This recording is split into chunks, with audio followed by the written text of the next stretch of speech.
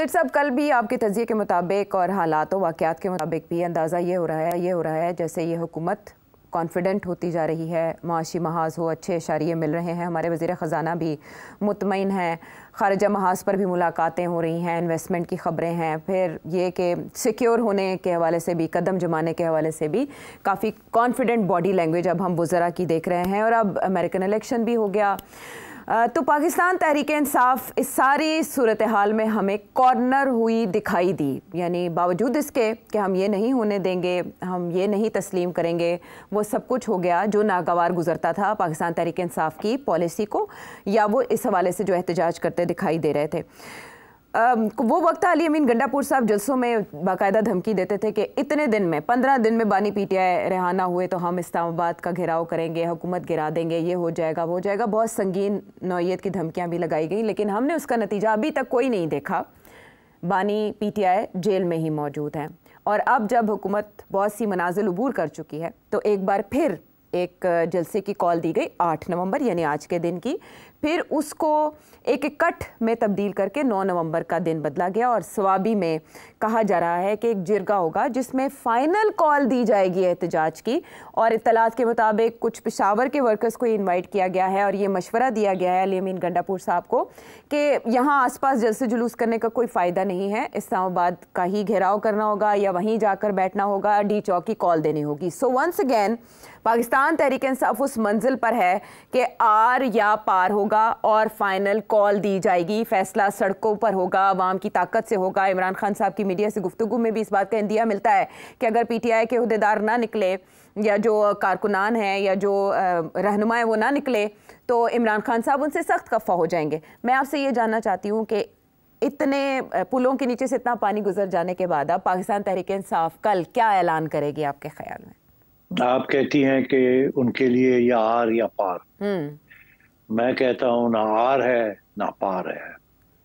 अब मैं ये क्यों कहता हूं, उसकी वजह यह है कि मैंने आपको पता है पहले तज्जिया किया था कि इनके कुछ लोग एस्टैब्लिशमेंट के साथ राब्ते में हैं जी, इसीलिए उन्हें गिरफ्तार नहीं किया जा रहा और जो गिरफ्तार थे उनको बेलें मिल रही हैं जी। और उनसे कहा गया है कि खान को समझाएं। अच्छा। और आपने देखा कि पार्लियामेंट के अंदर भी जहां ये मामला आया आर्मी चीफ की 5 साल की मुलाजमत का, तो वहां भी पीटीआई ने बाहर निकल के जिस किस्म की वो बातें करते हैं कि हाँ कंसल्ट कर लेना चाहिए था, डिबेट होनी चाहिए थी, मगर बड़े मोहतात। तो इसका ये मतलब है कि बातचीत तो चल रही है, खान की नहीं मगर एस्टैब्लिशमेंट की और इनके कुछ लोगों की, जिनमें से गंडापुर साहब भी हैं, उनकी बहन भी है और एक दो और लोग भी हैं जिनका जिक्र पहले भी हमने किया है। अच्छा, अब सूरत हाल ये है कि खान साहब के लिए मसला ये है कि अगर वो अपने, वो अंग्रेजी का मुहावरा हाई हॉर्स, अगर वो अपने सफेद घोड़े से उतर के नीचे आते हैं जमीन पे तो बड़ा लॉस ऑफ फेथ होगा। बहुत से लोग मायूस हो जाएंगे, कहेंगे लो जी ऐसी डील हो गई है, बढ़ गए ऐसी थे, सारी कुर्बानियां कितने गई हैं, हम तो ये समझते थे होगा, वो समझते थे होगा। तो खान साहब अपने घोड़े से नीचे नहीं उतर सकते, उनके लिए वो सुइसाइडल होगी पॉलिटिकली। मगर साथ साथ जो इस वक्त जो उनका रवैया है और जो पॉलिसी है वो भी नहीं चल रही, तो अब करे क्या करें?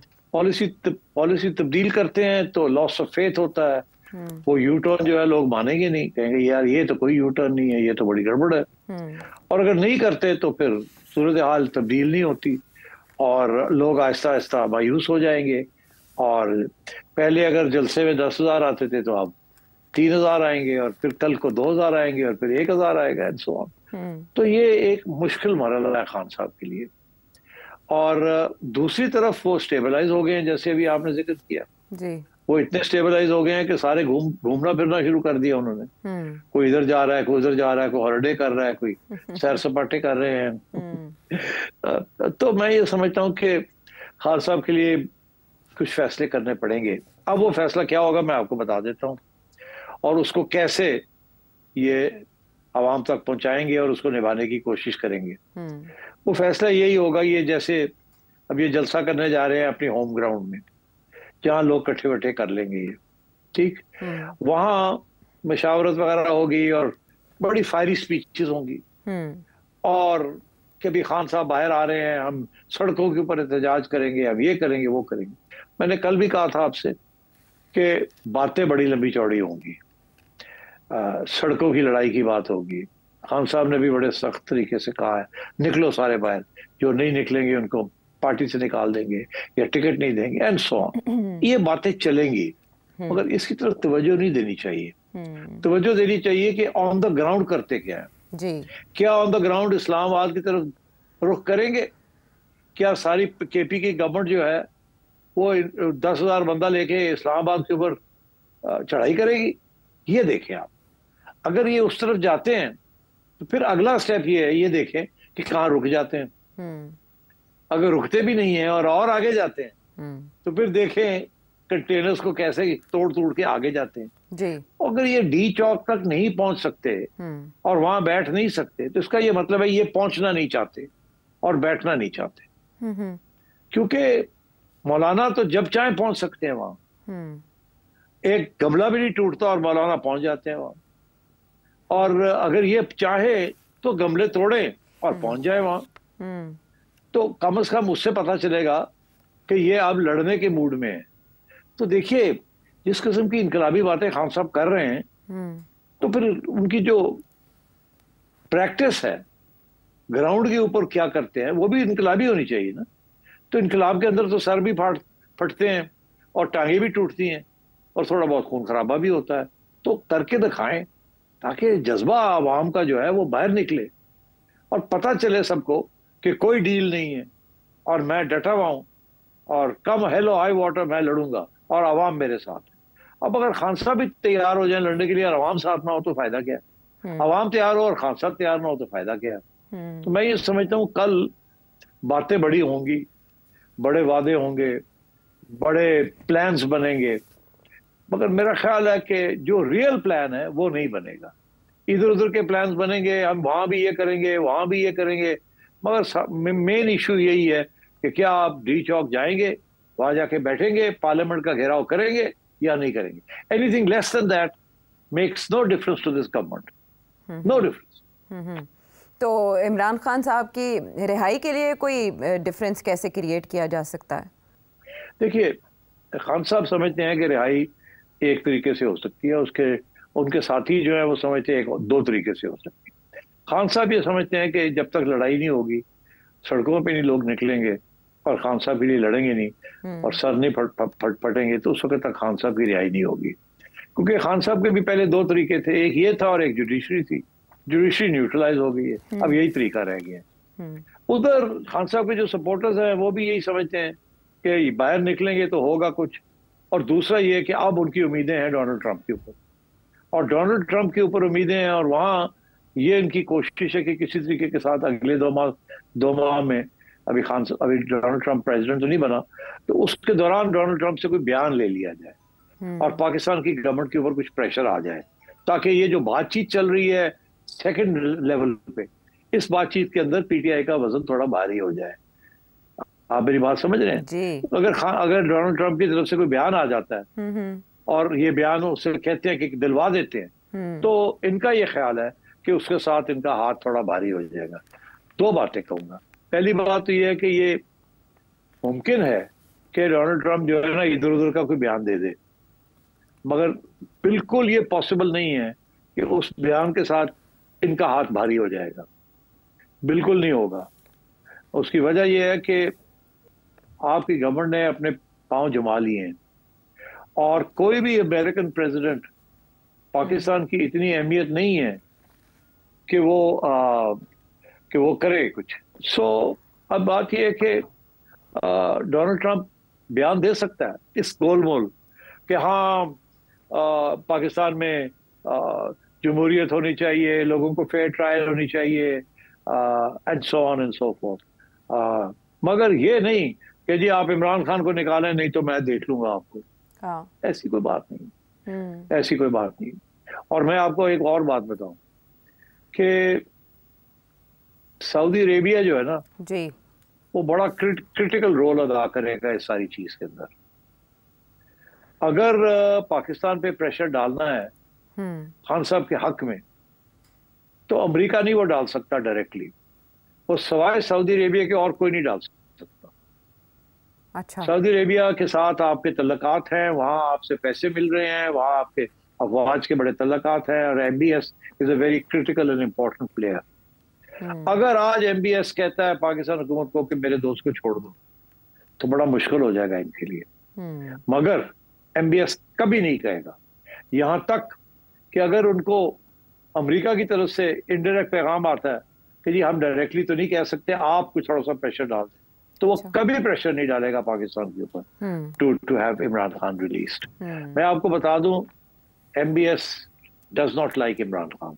इसके ऊपर बड़े तबसरे हुए हैं, अब मुझे और इसके ऊपर वजाहत करने की जरूरत नहीं है, मगर the fact is that Saudi Arabia has very good relations with general Asim Munir and this government, और उस पर अब कोई शक नहीं है, और वो किसी सूरत में वो इमरान खान के हक में कोई पॉलिसी नहीं अडॉप्ट करेंगे, ना वो मदाखलत करेंगे। देयरफॉर अगर ये कहते हैं कि जुल्फी बुखारी पहुंच गए हैं अमेरिका और वो जैरेड कुश्नर को मिलने जा रहे हैं, और कुश्नर को कहेंगे कि आप सऊदी अरेबिया को कहें क्योंकि आपके बड़े तल्लकात हैं एमबीएस के साथ, आप डोनाल्ड ट्रंप को कहें क्योंकि आप उसके सन इन लॉ हैं, तो जैरेड कुश्नर जरूर उनको कहेगा हाँ हाँ हाँ हाँ, मैं जहां तक हो सकता मैं करूंगा। मगर अभी आप देखिए ना, अभी तो हम पाए नहीं है, हम जब आएंगे तो फिर देख लेंगे, हम कोशिश करेंगे। हाँ, डोनाल्ड ट्रंप जो है इज अवेयर ऑफ दिस, ऐसी वैसी बात, वो गोल वोल सी बात करके इनको सलाम दुआ ले लेंगे। अच्छा, मगर क्या वो उस हद तक जाएंगे कि डोनाल्ड ट्रंप से बयान ले ले, सख्त किस्म का, इधर उधर का नहीं, विशी वॉशी बयान नहीं। अच्छा, या वो सऊदी अरेबिया तक जाएंगे? वो नहीं जाएंगे, सवाल ही पैदा नहीं होता। दूसरी बात मैं समझता हूँ, अभी जो जनरल आसिम मुनीर मिल के आए हैं एमबीएस को, ये हो सकता है, ये मुमकिन है कि ये बात भी छिड़ी हो वहां कि भाई वो खान साहब ये कोशिश कर रहे हैं, तो आपके जरिए भी आने की कोशिश करेंगे, तो उनको कह दिया होगा फिक्र ना करें, don't worry, we are very clear in our mind. दूसरी चीज ये, आपको याद होगा कि जब डोनाल्ड ट्रंप नया आया था तो यहाँ तबसरे हो रहे थे कि डोनाल्ड ट्रंप जो है वो इंस्टीट्यूशंस के जरिए डिप्लोमेसी नहीं करता जितनी करनी चाहिए, और जाती तौर पे अपने पर्सनल रिलेशंस के ऊपर वो कुछ ना कुछ करता है। तो डोनाल्ड ट्रंप का स्टाइल ही है, इसीलिए एस्टैब्लिशमेंट उसको पसंद नहीं करती, अमेरिकन एस्टैब्लिशमेंट, कि वो उनके जरिए इनिशिएटिव्स नहीं लेता। तो उस वक्त ये सोचा था कि फिर कोई हमें ऐसा एम्बेसडर रखना चाहिए जो कि जिसकी रीच हो टू डोनाल्ड ट्रंप। तो इसीलिए अली जहांगीर सिद्दीकी साहब जब 2018 में आए थे, तो उसका मकसद यही था कि राब्ते करें जैरेड कुश्नर के साथ। ठीक, तो हमारी भी यही कोशिश थी। तो मेरा ख्याल है अभी भी इमरान खान की तरफ से जुल्फी बुखारी परवाज पकड़ रहे हैं, और हो सकता है कि हमारी तरफ से अली सिद्दीकी, उनको परवाज उनकी भी आप शायद उनको आपको नजर आए। तो आई थिंक पाकिस्तान की हुकूमत और एस्टैब्लिशमेंट तैयार है कि अगर डोनाल्ड ट्रंप के ऊपर प्रेशर डालेंगे लॉबी के जरिए या पेड लॉबीज के जरिए या थ्रू पर्सनल कॉन्टैक्ट्स, तो काउंटर करने के लिए भी इनके पास पूरी तैयारी है। तो आई थिंक ये जो सारी उम्मीद लगाई बैठे हैं ना कि जो डोनाल्ड ट्रंप आएगा तो इमरान खान निकलेगा, इमरान खान निकलेगा अगर वो खुद कोई फैसले करेगा, और वो फैसले जो है एस्टैब्लिशमेंट के साथ बैठ के बिहाइंड द सीन्स वो तय करेगा, अदरवाइज इमरान खान नहीं निकलेगा। ठीक है, और ये जो फार्मूला है आपने बताया, ये क्यों आजमाया जा रहा है और कैसे आजमाया जा रहा है? बुशरा साहिबा, अलीमा खान साहिबा, इनकी रिहाई उसी का इशारा दे रही है, फिर अली अमीन गंडापुर साहब का भी किरदार। लेकिन जो दो अदर ऑप्शंस हैं, आप कह रहे हैं दोनों कामयाब नहीं होने जा रहे, ना एहतजाजी तहरीक और ना ही डोनाल्ड ट्रंप का अमेरिका का प्रेसिडेंट बन के पाकिस्तान पर इस हवाले से असरअंदाज होना। चले, ये एग्जॉस्ट हो गए दोनों ऑप्शंस। एक और मामला जिस पे सभी हैरत में मुब्तला है वो है मौलाना का झुकाव पाकिस्तान तहरीक इंसाफ की तरफ, और ऐसी तजावीज़ दी जा रही हैं कि जैसे मौलाना को जेल में जाकर मिलने का कहा जा रहा है बानी पीटीआई से, लेकिन मौलाना ने इनकार किया है। रिपोर्टेडली फिर कामरान मुर्तज़ा साहब इरादा रखते हैं कि वो जाकर बानी पीटीआई से मिलेंगे। अख्तर मेंगल साहब, महमूद अचकज़ई साहब, इनके जाके मुलाकात की भी तजवीज़ दी गई है। लेकिन मौलाना तो चले लंदन में आपके आसपास हैं कहीं, और कहा जा रहा है कि वो बहुत थक गए थे 3 महीने दिन रात काम कर करके, तो अब वो आराम करेंगे, मुलाकातें नहीं करेंगे किसी से भी। तो कामरान मुर्तज़ा साहब मिलने जा रहे हैं, लेकिन मुलाकात का एजेंडा क्या होगा? अब क्या बाकी रह गया है जो JUI, फे और PTI मिलकर करना चाहते हैं? कुछ भी नहीं रह गया। JUI और PTI opposite sides, battle ground KP। सवाल ही पैदा नहीं होता कि मौलाना इमरान खान के साथ बैठ के इस गवर्नमेंट को डिस्टेबलाइज करें। सवाल ही पैदा नहीं होता। मौलाना ने अभी अपना हाथ तो दिखा दिया ना, आपको सपोर्ट कर दिया ना जो करना था क्रिटिकल। बाकी इधर उधर की बातें। और ये जो जी कि मौलाना इमरान को मिलेंगे, ना इमरान मौलाना को मिलेगा, ना मौलाना इमरान को मिलेगा। सवाल ही पैदा नहीं होता। इसको भूल जाए ये सारी जो बातें हो रही। दूसरी बात ये कि क्या और कोई जाके मिलेगा, मुझे नहीं समझ आती उसका फायदा क्या है। अगर ड्रामाबाजी करनी है, थोड़ी सी गेम शेम खेलनी है, तो सलाम दुआ ली जा सकती है।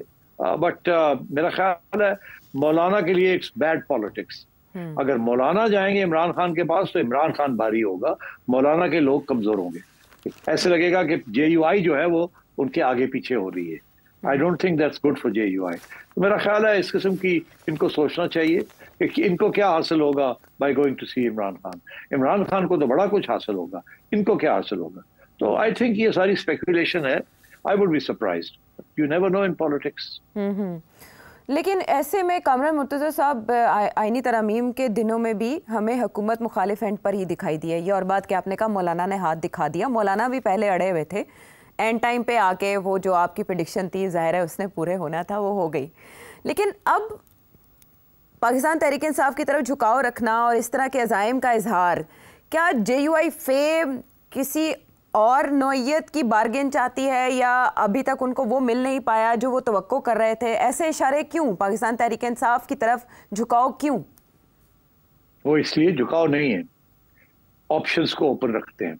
अब जो वादे किए हैं इन लोगों ने, गवर्नमेंट वालों ने मौलाना के साथ, आपको और मुझे तो नहीं पता ना क्या वादे किए हैं। आहिस्ता आहिस्ता जाके नजर आएंगे वो। मगर अगर वो निभाते नहीं हैं तो फिर मौलाना कहाँ जाएंगे? मौलाना अगर अब अपने सारे रिश्ते काट देते हैं जो बनाए हैं उन्होंने PTI के साथ, PTI ने उनके साथ बनाए हैं अपने दोनों के मफाद में। मौलाना का तो काम आ गए ना वो। मौलाना ने PTI के साथ मिलकर अपनी पोजीशन मजबूत कर ली, बार्गेनिंग जी। अब उन्होंने जो करना था कर लिया और दे दिया हुकूमत को वोट। अब ये है कि वो अपने ऑप्शंस जो है वो बंद तो नहीं करेंगे ना। अब जैसे इमरान खान जो है मायूस तो होंगे कि मौलाना भाग गए, मगर फिर भी वो भी तो अब मौलाना को गाली गलौज नहीं शुरू करेंगे। अभी यही चीज चलेगी। अच्छा, तो इसलिए मेरा ख्याल है इस वक्त ऑप्शंस क्लोज कोई भी नहीं करना चाहेगा। ये तो अब इमरान खान का फैसला होगा ना कि उन्होंने अब ले जानी कहाँ है इस गेम को। तो अगर कामरान साहब अगर मिलना चाहते हैं तो nothing to stop him, but I think it will be a sign of weakness on the part of JUI। Khan साहब की तरफ से इनको लोग को मिलना चाहते हैं तो 100 दफा आए, बिस्मिल्लाह आए, मगर ये जाके खान साहब को मिले, आई डोंट, मैं जाती तौर पे समझता हूँ कि it would not be good politics for JUI। पर देखिए, हो सकता है कि उनके ज़हन में कोई और तरीका हो कि वो राब्ते रखना चाहते हो PTI के साथ, simply to show the government कि वो भी ऑप्शन है हमारे पास, हमने वो ऑप्शन बंद नहीं की है, आप निभाएं जो आपने वादा किया है, एंड सो ऑन।